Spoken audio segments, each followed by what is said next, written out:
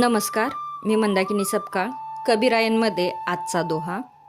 जैसा भोजन खाइये तैसा ही मन होय, जैसा पाणी पिजिये तैसी बानी होय.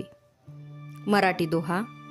जसे जेवण खाऊ तसेच मनही होई, जसे पाणी पिऊ तशीच भाषाही होई. कबीर म्हणतात, आपण जसे जेवण करू तसेच आपले मन होईल.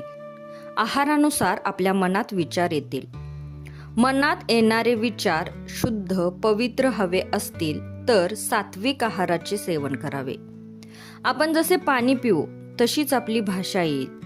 थोडक्यात आपण कुणाची संगत करतो यावरून आपण काय आहोत हे ठरते. म्हणून संगत नेहमी चांगल्या गोष्टी, चांगले विचार, चांगला आहार, चांगली पुस्तके आणि चांगली माणसे यांचीच करावी. म्हणून कबीर म्हणतात, जैसा भोजन खाइये तैसा ही मन होय, जैसा पाणी पिजिये तैसी बानी होय. धन्यवाद.